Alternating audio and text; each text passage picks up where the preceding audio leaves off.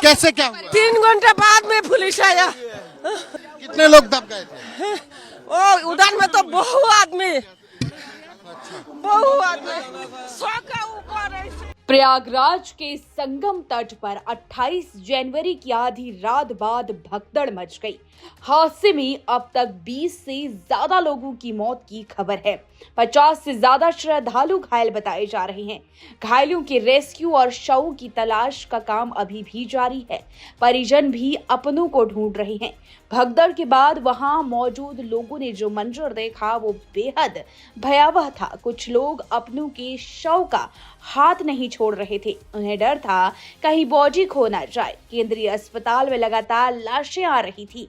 जिसने भी यह मंजर देखा वो कांप उठा। कई लोग आस्था की डुबकी लगाने गए लेकिन अब कभी लौटकर घर नहीं आएंगे। ऐसे ही उत्तराखंड की एक महिला भी अपनों के साथ महाकुंभ में गई लेकिन वहां से उसका शव घर लौटेगा। अब घर वालों का हाल बेहाल है। दरअसल आपको बता दें कि प्रयागराज के संगम पर मची भगदड़ में उत्तराखंड के उधम सिंह नगर जिले के किच्छा निवासी एक महिला की दर्दनाक मौत हो गई। जानकारी के अनुसार किच्छा से सोमवार रात को महाकुंभ के लिए 3 बसें रवाना हुई। इन्हीं बस में सवार एक महिला की बीती रात प्रयागराज में मची भगदड़ में कुचल जाने के कारण मौत हो गई। परिजनों से मिली जानकारी के अनुसार अपने बेटे और बहू के साथ कुंभ स्नान के लिए ये महिला गई थी। जब भगदड़ मची तो महिला अपने बेटे और बहू से अलग हो गई, जिसका शव सुबह बरामद हुआ। जानकारी के लिए बता दें, गुड्डी देवी 57 वर्ष निवासी वार्ड नंबर 3 किशोर अस्पताल के पास सोमवार रात बस में सवार होकर प्रयागराज के लिए रवाना हुई थी। महिला अपने बेटे और बहू के साथ वहां पर गंगा स्नान के लिए गई थी।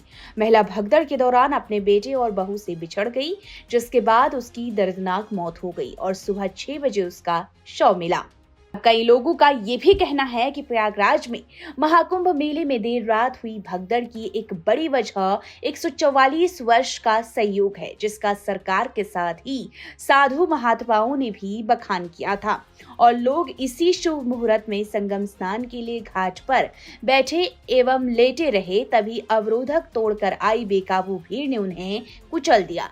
संगम क्षेत्र में इस घटना की प्रत्यक्षदर्शियों ने बताया कि संगम घाट पर लोग सुबह उन्हीं के इंतजार में बैठे और लेटे थे। तभी लोगों की एक भीड़ अखाड़ों के अमृत स्नान के लिए बने अवरोधकों को तोड़ते हुए घाट की तरफ बढ़ी और घाट पर लेटे हुए लोग इस भीड़ की चपेट में आ गए। और कई लोगों में अखाड़ों के नागा सन्यासियों के दर्शन करने की अभिलाषा थी, तो एक बड़ी संख्या में श्रद्धालु इस वजह से भी संगम तट पर इतना हो जाने के बाद भी डटे रहे, जिसकी वजह से लोग ज्यादा से ज्यादा इस भीड़ की चपेट में आते रहे।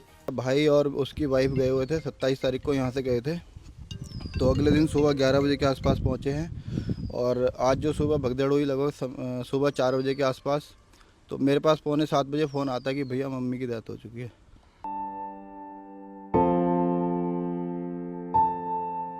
देखिए, हमारे पास जानकारी है कि परसों हमने खुद 3 बसों को यहाँ से रवाना किया था। 3 बसें गई हैं जिसमें 250 लोग यात्रियों ने प्रयागराज गए हैं कुंभ में स्नान करने के लिए। और अभी मेरी वहाँ पे बात हुई है, जो बस का संचालन करके तीनों बसों को लेके गया था, वो बेचारा बहुत रो रहा है और उसका बुरा हाल है। और देखिए, अभी 250 में से सुबह तो सारे लोग लापता थे, जिसमें से 60-70 लोग अभी मिल पाए हैं उन लोगों को।